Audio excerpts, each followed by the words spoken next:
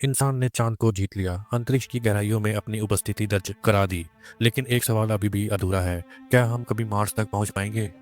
Mars यानी मंगल ग्रह, हमारे सोलर सिस्टम का एक ऐसा ग्रह जो हमेशा से इंसान के लिए एक सपना रहा है। लेकिन क्या ये सपना कभी सच हो सकता है, या ये सिर्फ एक असंभव यात्रा है? आज हम जानेंगे मंगल पर जाना इतना मुश्किल क्यों है, और क्या कभी इंसानी पैर मार्स की मिट्टी पर पड़ पाएगा। सबसे पहली मुश्किल है दूरी।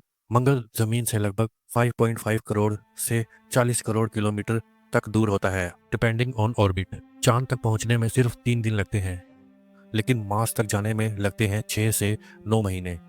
इतनी लंबी यात्रा का मतलब है जिंदगी और मौत के बीच एक पतली सी लाइन। रॉकेट का हर इंजन, हर सिस्टम, हर कैलकुलेशन, सब कुछ एकदम सही होना चाहिए।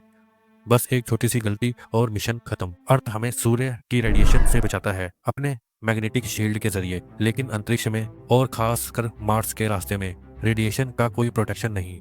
ये कॉस्मिक और सोलर रेडिएशन एस्ट्रोनॉट्स के डीएनए को खत्म कर सकते हैं। लॉन्ग टर्म एक्सपोजर से हो सकता है कैंसर, न्यूरोलॉजिकल डैमेज और हत्या की डेथ। नासा इस प्रॉब्लम पर काम कर रहा है, लेकिन अभी तक इसका कोई परफेक्ट सॉल्यूशन नहीं है। चलिए मान लीजिए कोई इंसान मार्स पर पहुंच भी गया, तो क्या वहां जी पाएगा?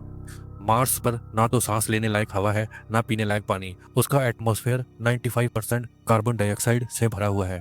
ऑक्सीजन जो हमें जीने के लिए चाहिए, वहाँ सिर्फ 0.13% है।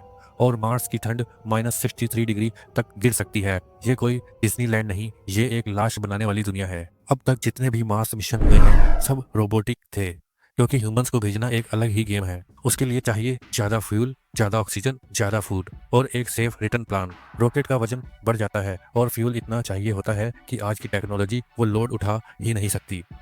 और अगर एक बार रॉकेट मार्स पर लैंड कर गया तो वापस लाने का क्या? वहाँ कोई फ्यूल स्टेशन तो नहीं है। रिटर्न जर्नी अब तक का सबसे बड़ा सवाल बनी हुई है। इंसान का शरीर धरती के लिए बना है, ना कि अंतरिक्ष के लिए।